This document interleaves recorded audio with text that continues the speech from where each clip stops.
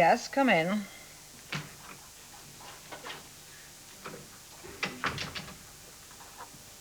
I don't know what to say to you, young lady.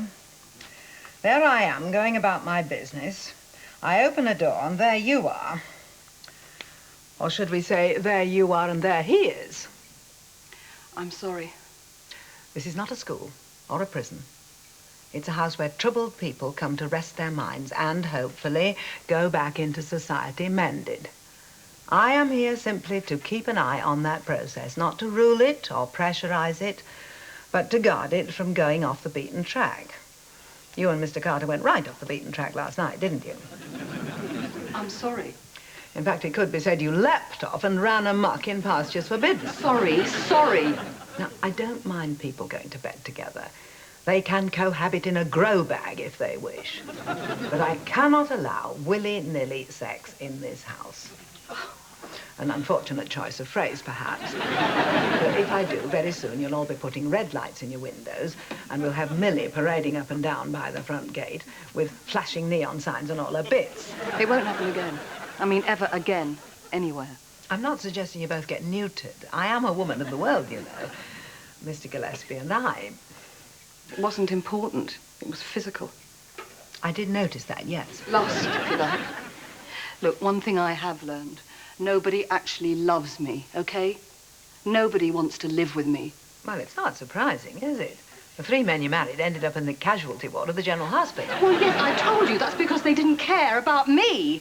That's why I'm here. All they wanted was food, fun, and Don't say that word. Not in this house. It's bad enough doing it. Well, I'll leave then. Fortunately, the council don't know about this incident. Oh, they know about Dora padding around in her satin nightie with a face mask on, and Lena shrieking expletives down the telephone to her boyfriend, and Millie with her never-ending legs and her hips doing their best to demolish the entire building, because they all seem to be lying in wait around every corner we turn, disporting themselves like randy peacocks. However, since your little exploit was mercifully reserved for my eyes only, I shall keep telling myself that you and Mr. Carter were just having a friendly chat. Thank you, Mrs. Tilston. So, shall we forget the whole unfortunate episode now? What about... I imagine he's considering his position. Perhaps another unfortunate choice of phrase.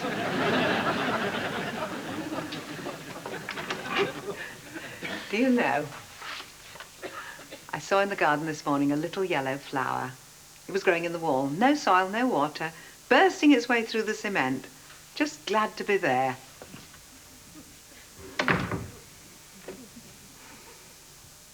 Hello, little yellow flower. Gillespie! I'm back, my dear. I've sorted everything out, and there's honey and muffins for breakfast.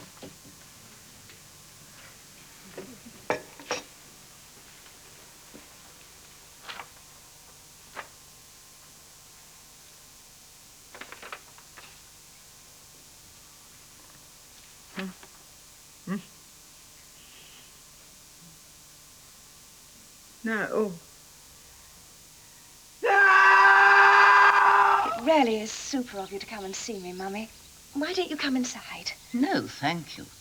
I couldn't sit with all those strange people discussing family traumas and exchanging cheap grapes. So I says to Duncan, listen, Duncan, it's no use you eating all that stuff to make your muscles grow. You're not the type. I mean, it's like trying to grow grass in concrete. I don't know what's got into him. He's very annoying, you know, Dora. Did he used to sneak up on you and pull your bra strap at the back so it made a loud snapping sound? Oh, I forgot. You've got a wee bit more than me, haven't you? It'd be more like him putting his fingers in a gin trap, wouldn't it? I want him back. Well, of course you do, Dora. Pandora. I was wrong about that. Doesn't he suit you? I'm going to fight for him. Ooh, choose your weapons. These are my weapons. The ones that you use. Tigress moisturizer. For your dry, flaky skin? Yes. Porcelain cover-up. To cover the dark circles under your eyes? And pout. The pencil that gives your lips that sexy sulk. It's not successful on thin lips.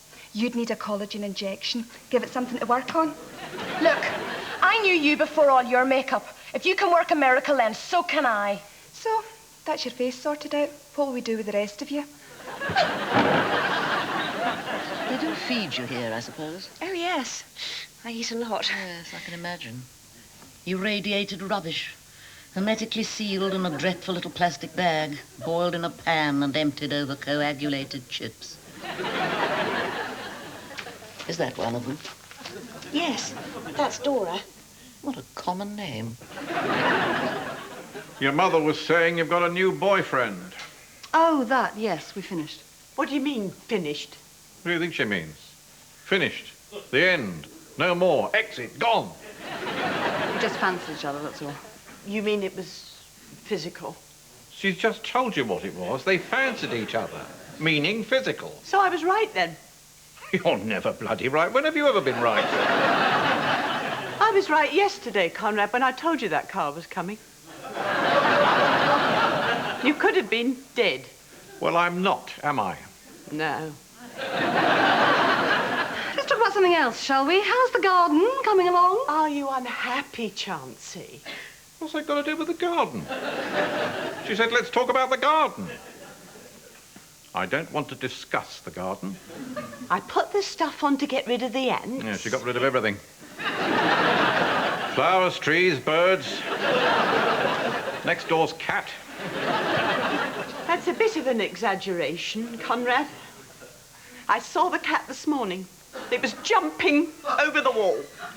Yeah, it was leaving, wasn't it? Well, I think I'll do the same, Conrad. I think I'll leave. Where are you going? For the solicitor. For a divorce. Costs me 100 quid every time she files for divorce. That's 700 quid. I don't know what all the fuss is about, so you pulled a communication cord. Not a communication cord, Mummy. Hundreds of them. The way to cure an obsession is to embrace it, not distance yourself from it. Daddy would have bought you a private railway. You could have gone around pulling as many as you liked. Mother. Who's there? It's Chauncey and her mother. Oh, come back here, you silly cow. A very basic man. Your hair's grown. Hair does grow, Gerald. It was shorter last week.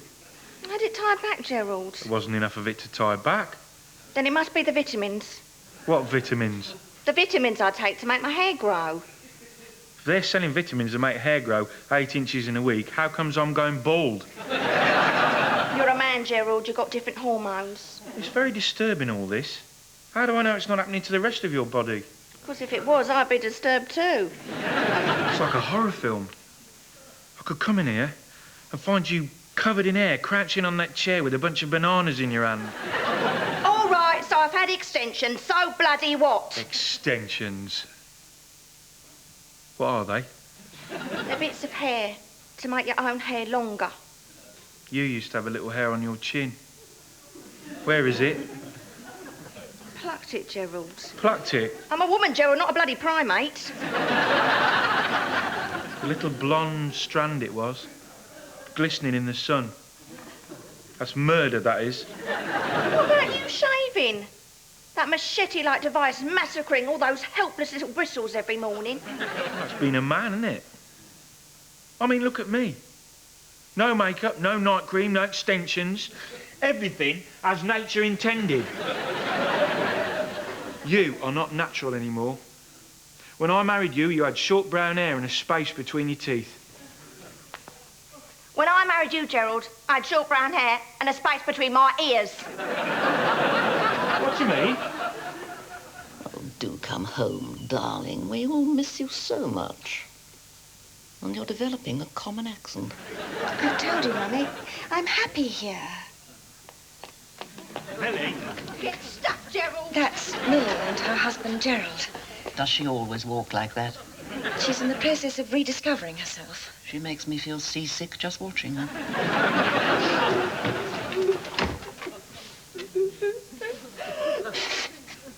Are there any more? She runs the place.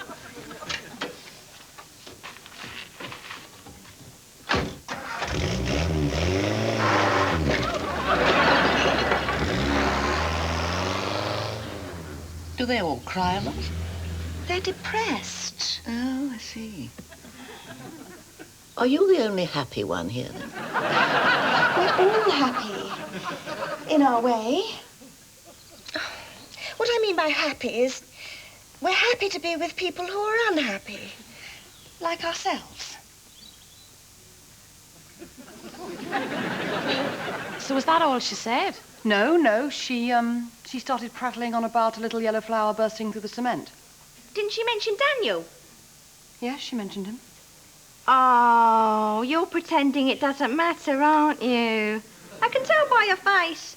It's got that sort of, I'd kill myself if I got the guts sort of look. Millie, I'm fine. It's all fine. All right?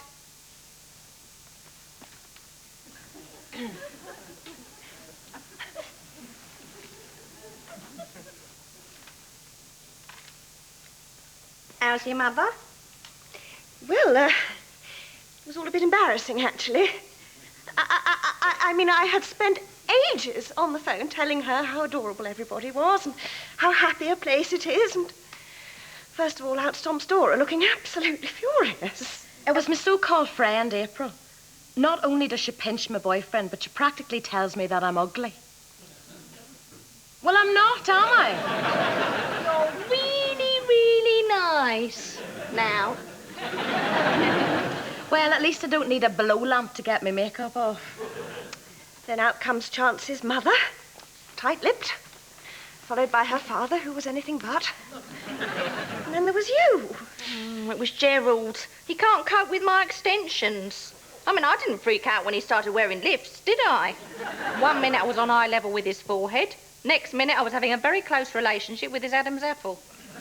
Would you believe it? Just when I was expecting Hetty. It wasn't me. I didn't do it. Out comes Mrs. Tilston in a frightful state. What do you mean? Well, tears rolling and a handkerchief pressed to her face. Tears? You mean she was crying? Yes, tears and crying.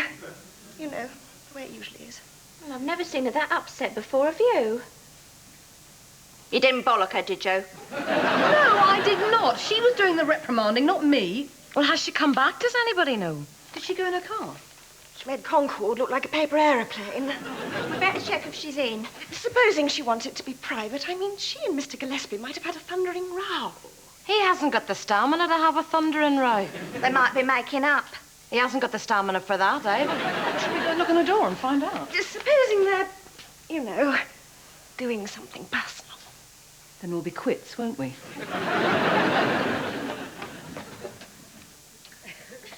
Hello? Mrs. Tilston. Mr. Gillespie. Hello? Oh, God. What? Look.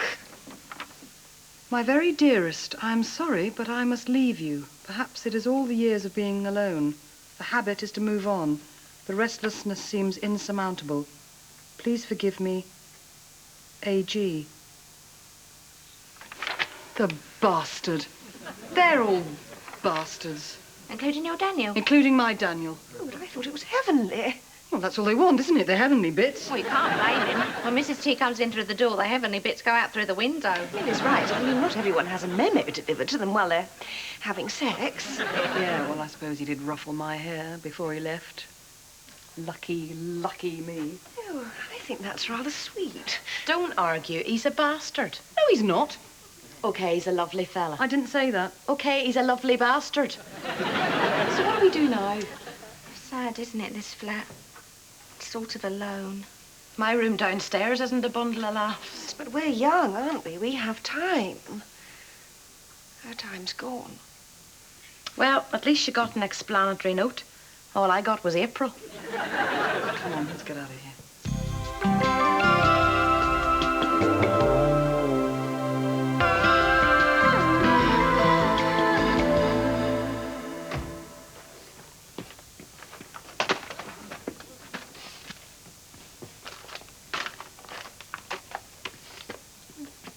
She's back.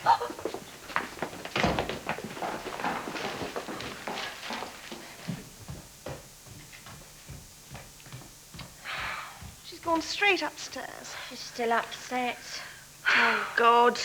All the wrong things happen to all the wrong people, don't they? If only I could go home and find a note like that from Gerald. If only I could go home and find Duncan sitting there like you're Gerald. If only I could find Eddington. If only... No. They're all bastards. Hetty, what is it, love? It wasn't me. I didn't do it. Oh, we know that, Hetty. Silly old thing. She'll get over it, Hetty. I don't want to go home. Hetty, who said anything about you going home? Who said any of us will have to go home?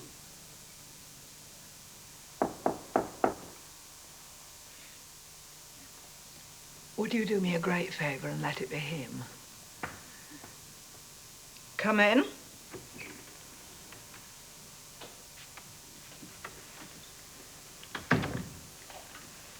Oh, it's you, Mr. Carter. I'm so sorry to disturb you. I thought I should at least... Well, I think you know what I'm saying. Isn't it funny, Mr. Carter? People always say, you know what I'm saying, but I'm one of those people who don't know what you're saying until you've said it. About last night. I'm sorry, is what I'm saying.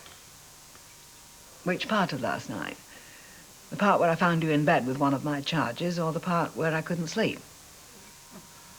Both, of course. Yes, well, you don't have to apologize for either.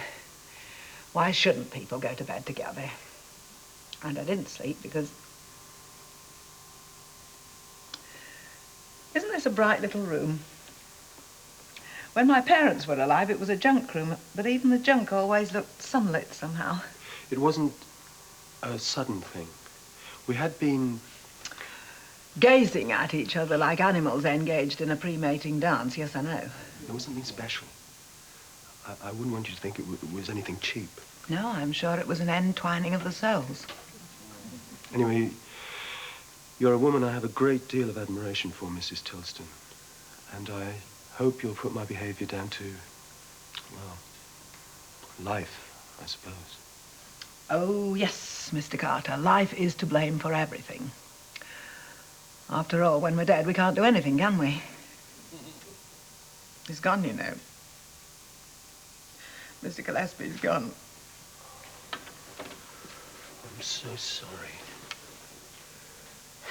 And here I am adding to your problems. Oh, you can't add to my problems, Mr. Carter. It would be like trying to squeeze another sardine into the tin. Aren't we fools? It's all right. I'm not going to blubber all over you. I haven't really got anybody to talk to, you see. Oh, there's the girls, but they're so young, aren't they? A little wriggle, a little flutter, and the men all come running like those dogs in the pet food commercials. Well, there is one thing. What's that? We are still alive. That's rather like fate saying we haven't finished with you yet. But you're right, we are still alive. Let's drink to that, shall we? Mr. Gillespie was very good at making elderberry wine. What do you want me to put on it? Just to cheer you in your lonely hours. We're not supposed to know, are we, Dumbo? When's your birthday? She's never mentioned it. Lots of love in case it's your birthday. For goodness sake, love and appreciation from us all. It's going to be awful. Supposing she gives it all up. I mean, she's waited 30 years for him to come back, and now this.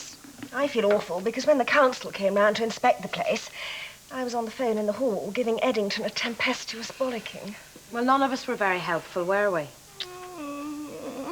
Millie, please don't start snivelling. The place will be flooded out with mascara. I'm not going back to Gerald. I've stopped stealing. I'm a whole person. I need this place. Oh, I say, steady on. But I was all choked. Oh, come on, let's do something positive. Let's give the place a really good clean. We'll wash the net curtains and put them back up. We'll fill the whole place with flowers, and then we'll have breakfast underway when she comes down tomorrow morning. A really nice, bright atmosphere, okay? Yes. And then we'll tell her how much we appreciate her. Love her. I love her. right, how much we love her, okay? Right. Duncan. Hi, Dora. You'll just leave. See you later, Dora. Yeah. Come on.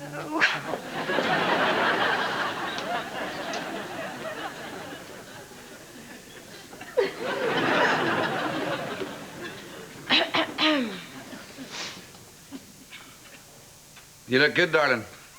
Thanks. You've changed your hair. Yeah. April said something about you wanting to talk to me. I did, yeah. So, kiddo, here I am. Here you are. So what's in your mind, baby? We...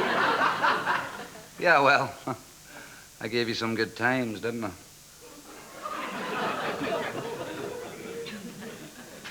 Remember this, kiddo.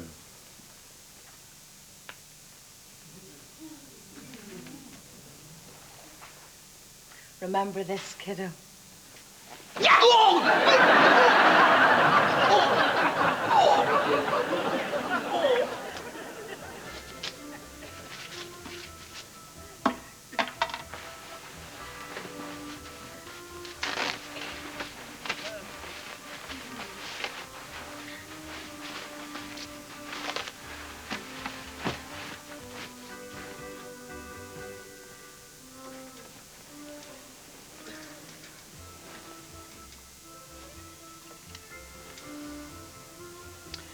Good night, Mr. Gillespie.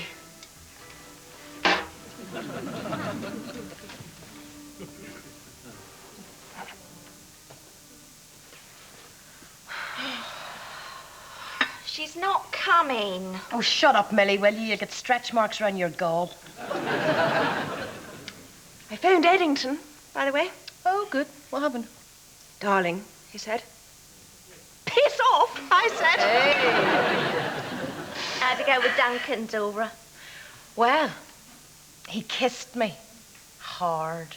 Oh, superbly erotic. So I need him in the bollocks. Hard. She's coming, she's coming. Be nice to her, she'll be really depressed. Listen, matey, it was my idea. Good morning. Good morning, Miss Tilton. Sorry I've been a bit out of circulation. One has had things to attend to. I see you've kept the place in order. Perhaps rather a glut of flowers, but we can move them around later. You know, there's a nice little maxim which I would like to share with you. Life is mostly froth and bubble. Two things stand like stone. Kindness in another's trouble, courage in your own. I don't know what brought that to mind. Well, come along, up and dashing.